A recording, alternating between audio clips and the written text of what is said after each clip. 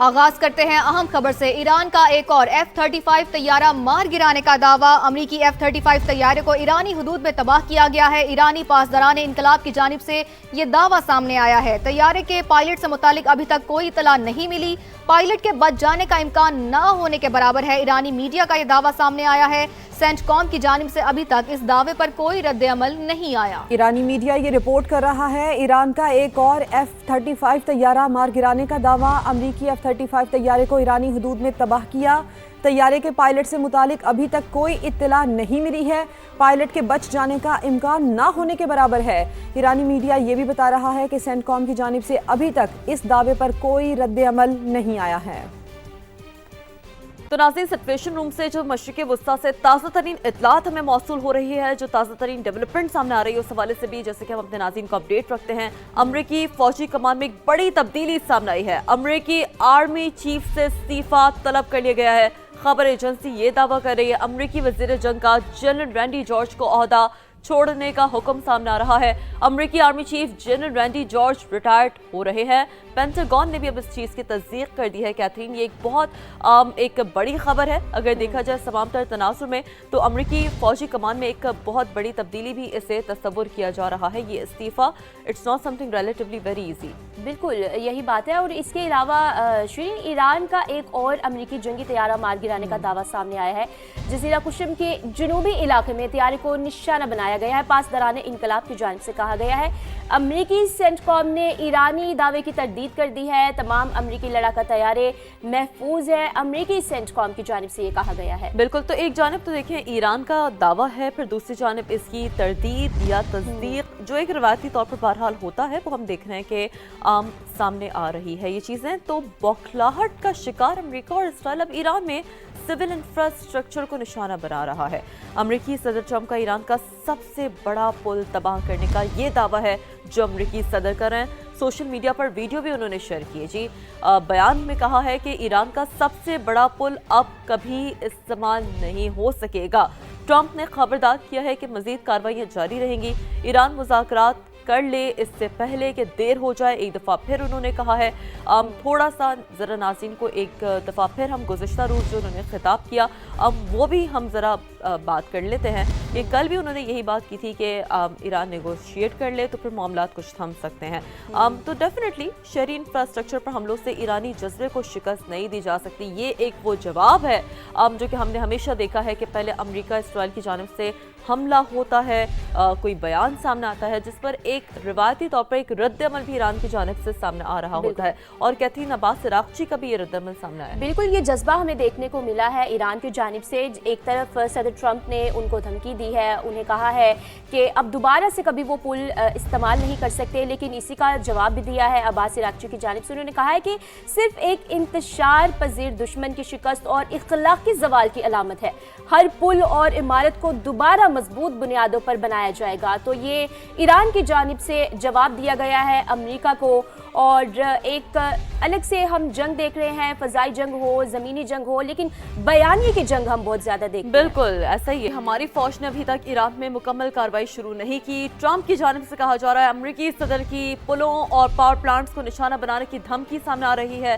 ایرانی قیادت جانتی ہے کہ اسے کیا کرنا ہے، یہ کام فوری کرنا ہوگا۔ تو ایک بہت ہی اہم بیان امریکی صدر کی جانب سے سامنے آیا ہے۔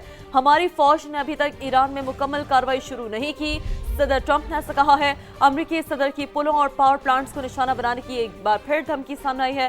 ایرانی قیادت یہ جانتی ہے کہ اسے کیا کرنا ہے، یہ کام اب فوری کرنا ہوگا۔ امریکی صدر نے ایک بار پھر جو جملوں کا سلسلہ ہے، جو بیانات کا سلسلہ ہے، اب وہ بھی ہم دیکھ رہے ہیں کیتھرین جاری ہے۔ بالکل یہ بالکل جاری ہے جارحیت امریکہ اور اسرائیل کے ایران پر۔ اور آپ کو یہ بھی بتائیں گے کہ کراج میں پل پر حملے میں شہادتوں کی تعداد 8 ہو گئی ہے۔ اصفہان میں فوجی تنصیبات کے قریب دھماکے ہوئے ہیں۔ خوزستان میں بھی کئی عمارتیں متاثر ہو چکی ہیں۔ تو یہ تفصیلات آپ کو دے رہے ہیں کہ امریکہ اور اسرائیل کی ایران پر جارحیت جو ہے وہ ابھی بھی جاری ہے، مزید بڑھ رہی ہے۔ کراج میں پل پر جو حملہ ہوا ہے اس میں شہادتیں ہوئی ہیں، اور ان شہادتوں کی تعداد جو ہے وہ 8 ہو گئی ہے، جبکہ اصفہان میں فوجی تنصیبات کے قریب دھماکے ہوئے ہیں۔ خوزستان میں بھی कई इमारतें मुतासिर हुई हैं। बिल्कुल ऐसा ही है। तो पहले हमने आपको बताया कि अमरीकी सदर का एक बयान सामने आया, जिसके बाद जो डेफिनेटली जो जारियत का सिलसिला है अमरीका और इसराइल की जानिब से वो भी जारी है, और इस तमाम तर मामले में डेफिनेटली ईरान की जानिब से भी एक जवाबी वार सामने आता है। सेहूनी रियासत पर मिसाइल ताकते ये तल अवीव समेत मुख्तलिफ शहरों में सायरन बज उठे। पासदाराना इनकलाब का USS अब्राहम लिंकन को निशाना बनाने का दावा। जजीरा कुशम के जनूबी इलाके में अमरीकी जंगी तैयारा गिराया गया, जिसकी वीडियो सोशल मीडिया पर अब वायरल है। अमरीकी सेंटकॉम की तरदीद वाज़ेह किया कि तमाम अमरीकी लड़ाका तैयारे महफूज हैं। ये तरदीद सामने आई है। मशरिक़ वस्ता में अमरीकी तनसीबात भी ईरान के निशाने पर। दुबई में ओरेकल डाटा सेंटर पर हमले का दावा दुबई हुकाम ने तरदीद कर दी है। तो बहरहाल ये बड़ा एक कॉमन फिनोमेना होता है, जंगों में दावे एक जानिब हो रहे होते हैं, इसकी तस्दीक और तरदीद का जो सिलसिला है वो भी जारी रहता है। लेकिन पाकिस्तान क्या कह रहा है? पाकिस्तान कह रहा है कि आबनाए हुर्मुज़ में जहाज़ों की आमदोरफ्त को यकीनी बनाने की ज़रूरत है। खलीजी ममालिक के साथ ताउन आलमी अमन के लिए नागुज़ीर है। इलाकाई तंजीमों और अक़वाम मुत्तहिदा के दरमियान मजबूत शराकतदारी ही मौजूदा आलमी चैलेंजेस का मुअस्सर हल पेश कर सकती है। और पाकिस्तानी मंदूब आसिम इफ्तिखार ने यह कहा है, सलामती कौंसिल में उन्होंने खिताब किया है, उन्होंने कहा है कि शहरी और अहम तनसीबात पर हमले काबिल मुज़म्मत है। तो बिल्कुल उन्होंने वजह फरमाया है कि हमले जो है वो मुज़म्मत उनकी करनी चाहिए हमेशा, और बाकायदा तौर पर उन्होंने किताब में भी कहा है, और आलमी अमन बहुत ज़रूरी है, नागुज़ीर इसको करार दिया गया है। तो अक़वाम मुत्तहिदा के सेक्रेटरी जनरल अंतोनियो गुतेरेस की अफ्रीकन से जंग बंदी की अपील भी सामने आई। बिल्कुल ऐसा ही है, ये अपील भी सामने आई है। तनाज़ात को पुरअमन तरीके से हल करने पर जोर दिया गया है। कहा कि जंग के दहाने पर हैं जो पूरे खित्ते को अपनी लपेट में ले सकती है।